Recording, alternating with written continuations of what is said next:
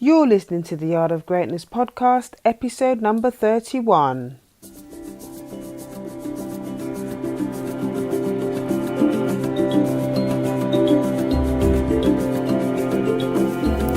Welcome to the Yard of Greatness podcast. My name is June Allen, your sister in service from juneallen.net. On this show, I empower non-white listeners to prioritize their racial wellness and emotional sobriety. The platform is for educational purposes, is based on my experiences, and is shared in good faith. Always consult your doctor, therapist, or licensed mental health professional before applying any of the suggestions given within this platform. The vision is to build a blackalicious life of empowerment so there can be peace. Now on with the show.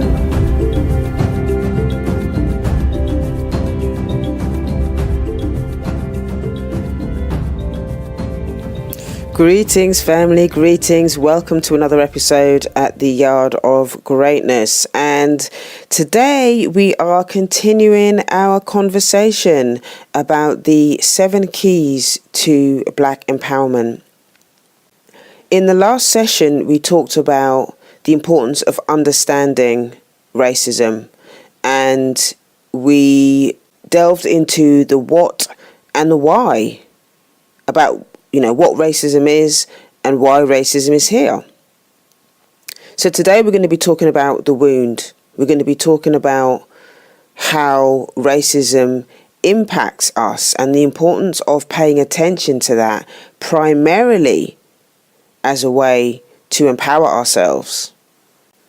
If you can go back and listen to the last session before you listen to this one, it will make a lot more sense and it will flow a lot more it will give you some context as to what I'm talking about today.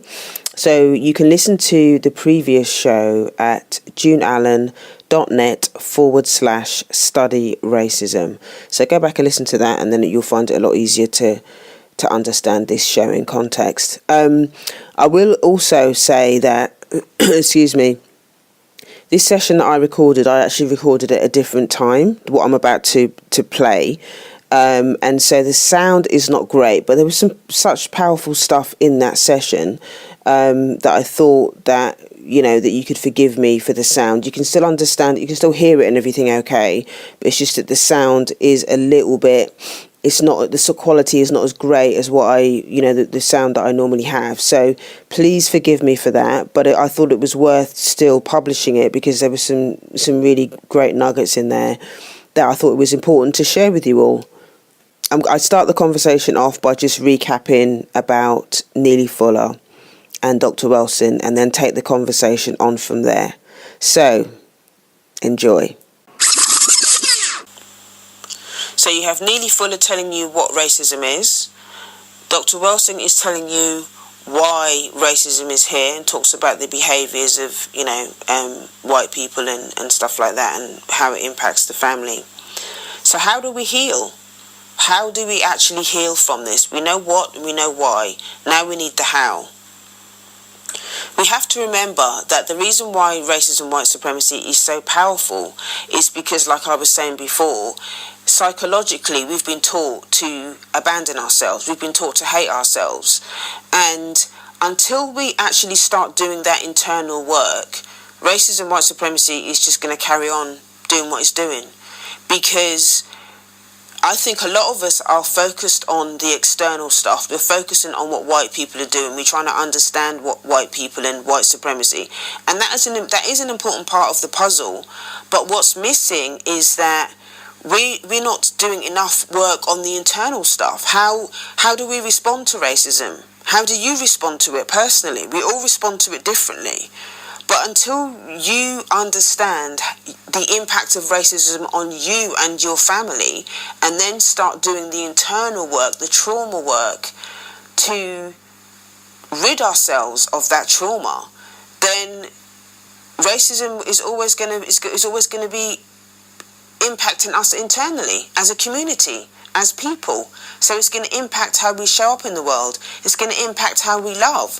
It's going to impact how we talk to ourselves. It's going to impact how we raise our children. Just like any other abusive relationship, if the victim wants to heal, she has to separate herself, set boundaries around the abuser, and she has to go off and go through a healing process to find out how the abuse has impacted her personally so that she can move forward and heal. And I think for a lot of us, we can get trapped in looking at what white supremacy is doing, looking at how the system operates, which is an important part of understanding it. But we have to do the internal work. The internal work is not going to be fixed by obsessing about what white supremacy is doing. It's not going to be fixed like that. We have to be willing to do the work. And I've seen so many people on social media and people that I've kind of engaged with that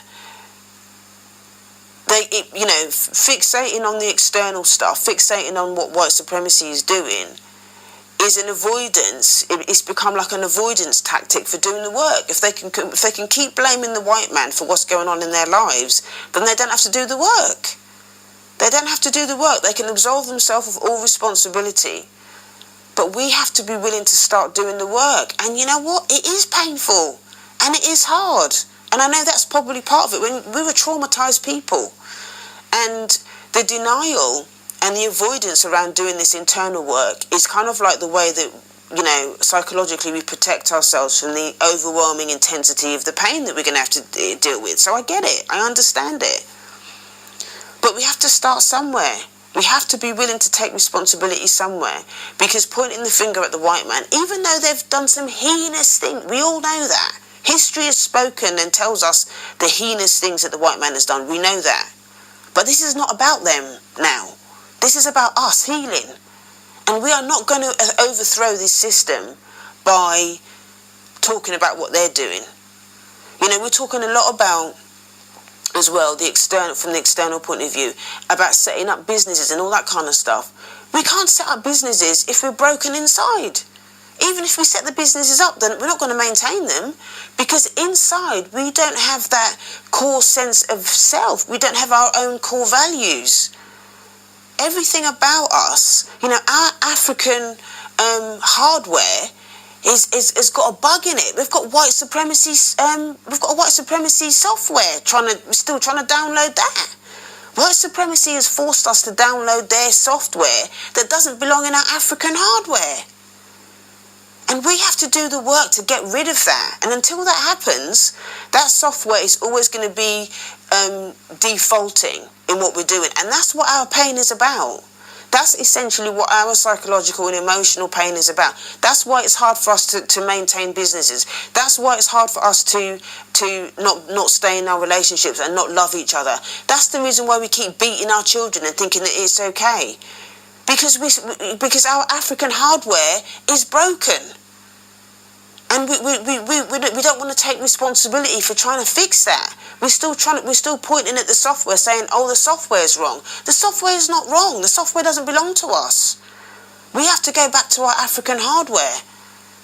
We have to go back to our African hardware and do the work required to get the white supremacy software out of our system. And that's only going to happen if we are willing to set those boundaries and do the work ourselves, not by looking at the white man. The white man's going to keep doing what the white man's doing. They're not going to stop. They've been doing it for 500 years. So no amount of begging and pleading and abandoning yourself is not going to stop them doing what they're going to do. They're going to keep doing what they're doing. Because ultimately, as Dr. Wilson said, this is about survival. So we have to be willing to do the work. As a mother, I take my responsibility for raising my daughter, very, very seriously. And this is one of the reasons why I work so hard in my own personal process. I do my recovery work. I go to my recovery meetings. I show up to my therapist and I do the work that I need to do there. I show up when I need to speak to my sponsors and all the rest of it. I do what's suggested and I do the internal work because I need to crush that pathology. I need to crush that pathology. And I also understand that if I want to change the legacy of abuse and trauma in my family, I have to do the personal work inside, because now I've done the work, I'm passing that stuff on to my daughter.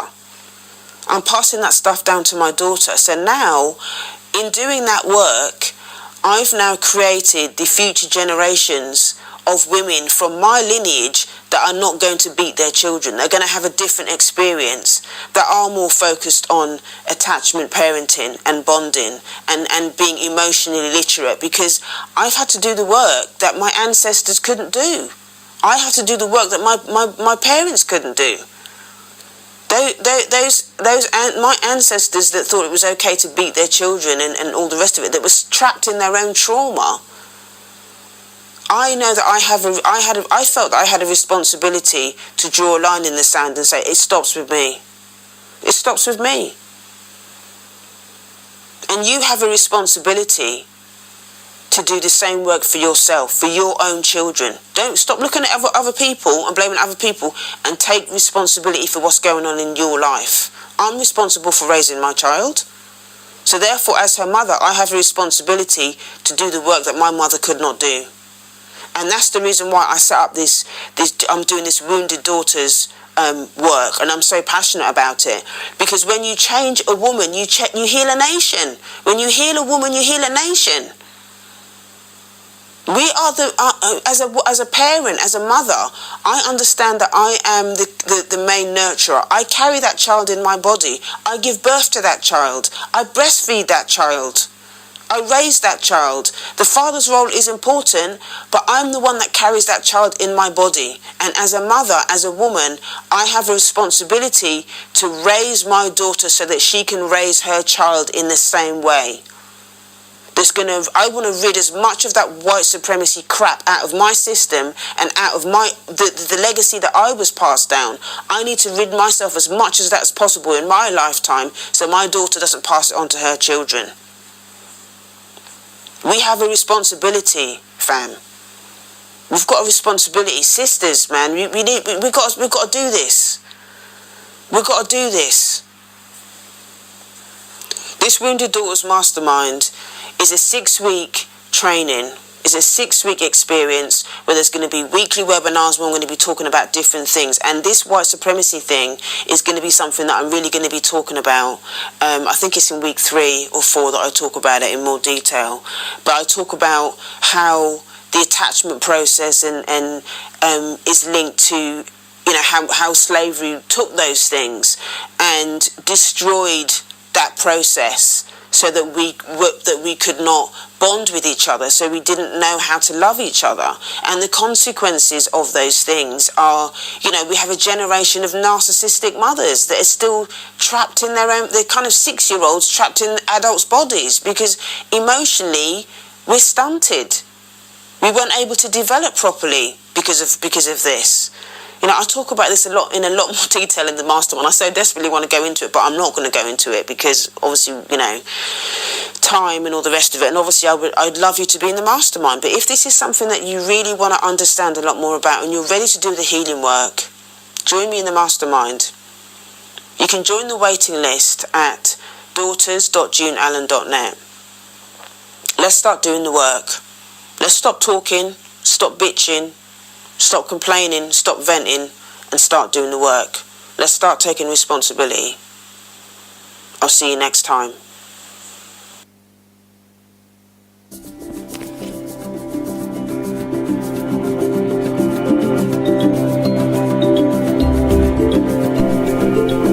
This podcast is sponsored by the Yard of Greatness Empowerment Program, Build Your Blacknificence. A compassionate 6-week mastermind honouring the wounded daughters of abusive black mothers.